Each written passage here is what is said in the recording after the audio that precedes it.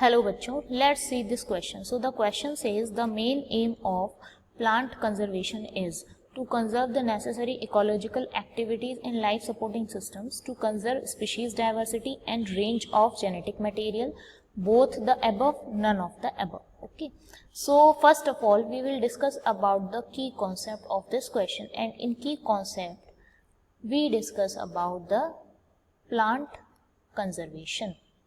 तो plant conservation का basic मतलब क्या है कि हमारे पास जो वैरायटीज हैं प्लांट की उनको हम कंजर्व करके रखें या फिर बचाकर रखें. मतलब हम जान रहे हैं कि बहुत ज़्यादा फॉरेस्ट और प्लांट की कटिंग हो रही है, तो उसके लिए ज़रूरी है कि हमारे पास दूसरा अल्टरनेटिव होना चाहिए, या तो हम उतनी ही लैंड प्लांट के लिए वापस से रिकवर करें.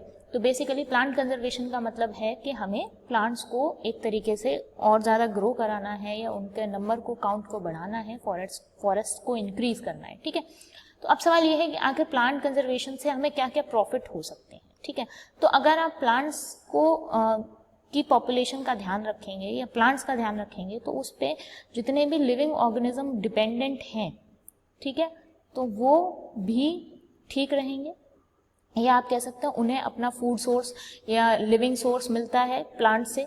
अगर मान लेते हैं किसी का घर है प्लांट, तो वो बर्ड्स या वो ऑर्गेनिजम्स जो हैं वो क्या होंगे, सरवाइव करेंगे अच्छे से. ठीक है, दूसरा प्लांट से बहुत सारे आप कहेंगे ऑर्गेनिजम्स रिलेटेड. अब जब ऑर्गेनिजम्स आपस में रिलेटेड हैं तो प्लांट्स भी ऑर्गेनिज्म के साथ रिलेटेड है, तो इनका आप कह सकते हैं ये इंटर रिलेटेड है एक दूसरे से. ठीक है, और इंटर रिलेटेड होने से क्या होता है, इकोलॉजिकल सिस्टम या हम बोलते हैं इकोसिस्टम बनता है इंटर रिलेशन की वजह से. मतलब गिव एंड टेक चलता रहता है और एक इंटर रिलेशन बनता है जिससे सारी स्पीशीज आपस में कनेक्ट रहती हैं और अच्छे से सर्वाइव करती हैं. ठीक है, तीसरी चीज हम कह सकते हैं कि प्लांट्स जो है वो बहुत सारे ऑर्गेनिजम्स का फूड सोर्स है. ठीक है, ह्यूमंस के केस में भी हम कह सकते हैं फूड सोर्स है.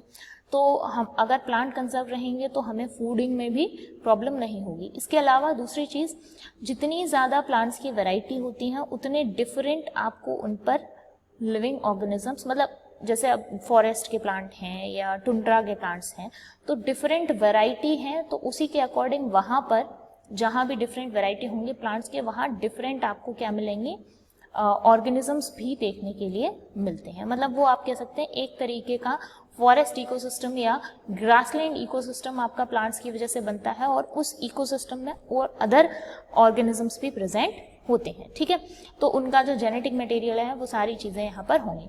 तीसरा हम कहते हैं कि बहुत सारे जो नेचुरल डिजास्टर्स होते हैं से भी हमें प्रोटेक्ट करने का काम प्लांट्स करते हैं. ठीक है, तो बेसिकली अगर हम प्लांट कंजर्वेशन करते हैं तो हमें काफ़ी सारे एस्पेक्ट्स में प्रॉफिट देखने के लिए मिलता है. तो ऑप्शंस देखें अगर हम, फर्स्ट ऑप्शन है to conserve the necessary ecological activities and life supporting systems. तो ये करेक्ट है.